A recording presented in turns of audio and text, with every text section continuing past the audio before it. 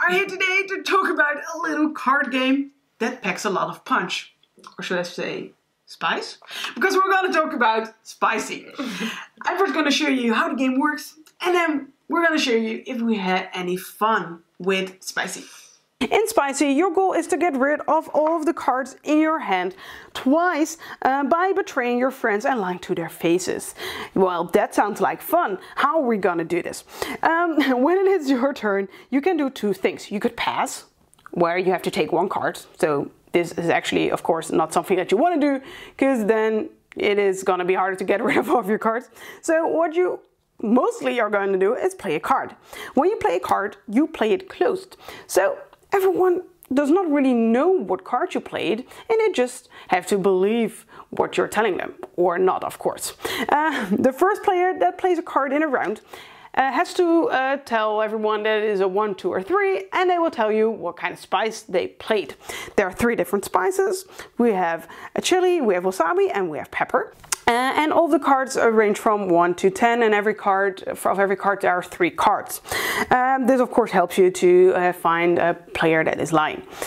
So for a start, if I would start, I would of course play this card, because I could just tell everyone it's a 3 chili, and I would be telling the truth. Now everyone can decide if they want to call out my bluff, or if they want to challenge that card, or if they just want to continue playing. If someone challenges, they have to tell the group if they think the number is the lie, or if they think that the spice is the lie. As soon as they did this, so for example, someone says, Anna, that's a lie, I think the spice is incorrect. We turn over the card and we will check if this is incorrect or correct. If the liar or the player was correct, the challenger gets 2 cards, and if the challenger correctly identified the lie, they get the liar gets 2 cards, and the person that was correct, either with lying or by challenging the card, will get all the cards that were played until that moment in the turn. That is actually pretty important, because like I told earlier, one of the winning conditions is getting rid of all of your cards twice. This rarely happens, and most of the time the game ends in either 2 ways. It ends by getting through this draw pile. Then we will count up all of the points that you got by successfully challenging or successfully lying, and where every card is 1 point, and all of the trophies are 10 points. Or the game ends if all of the trophy cards are gone. So there are 3 people that successfully got rid of their cards, but no one managed to do this twice in a game. And then we count up all of the points. And that is the game of Spicy. So I thought this looked amazing. How was this for you? Yeah, I think it looks awesome. It's new, it's spicy. It's golden. Yeah, it's golden, exactly. Because I think it's a cooperation with a Korean artist, right? Yeah, they did it together, because they're gonna bring out 2 more of these kind of card games, where they work together to create these kind of traditional artwork and storylines. So these is in the style of Korean big cats, and they worked with a Korean artist from Busan.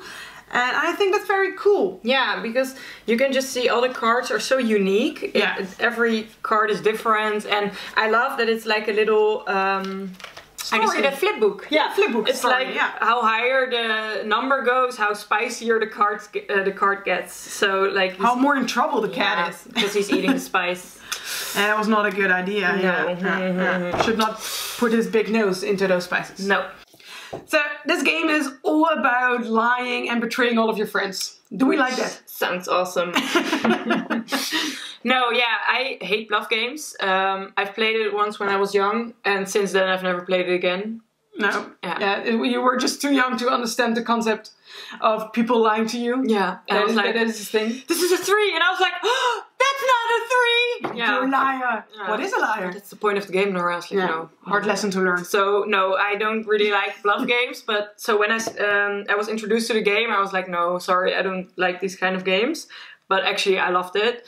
I think it's because when you are like calling someone's bluff, you have to say what kind of bluff, Yeah. and then you can still win. So it's bluffing, but with like an extra thinking about it. So that's it's not like bluff and it's over. Yeah, I think that makes it. I maybe because I can bluff now, and that also makes for people that don't really like to lie and feel like they're bad at it. It makes it a little bit easier to do it. Yeah. Because exactly. somebody can just, even if they look at your face, they can still get it wrong. Yeah. Because it's kind of guessing what they're lying about. Yeah. I mean, you can make some kind of educated guess, but most of the time, you're just gonna be like, okay, I'm looking at your face, and I think because the way you look, that probably you're lying about the kind of spice, the number. Tell me, you know, it's still kind of random. Yeah, and I like that if you're like so struggling so much that you can just pass. So if you're like, and then you're okay, pass. Everyone already knows that you don't have the card. They already see you took too long. Or you're like throwing a card which is not allowed to be played. And you're like, no, that's not allowed. Okay, and the same card again with a different number. No, but... Yeah, and I think this game is perfect for like those casual game nights. Yeah.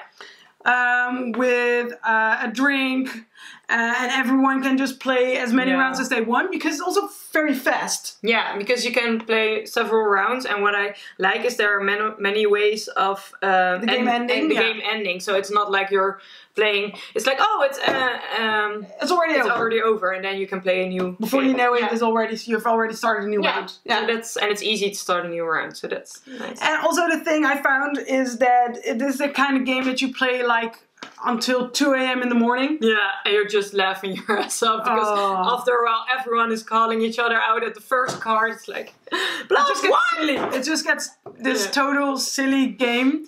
And I guess that for some people this is not going to be the game for you, because it's definitely not serious. No.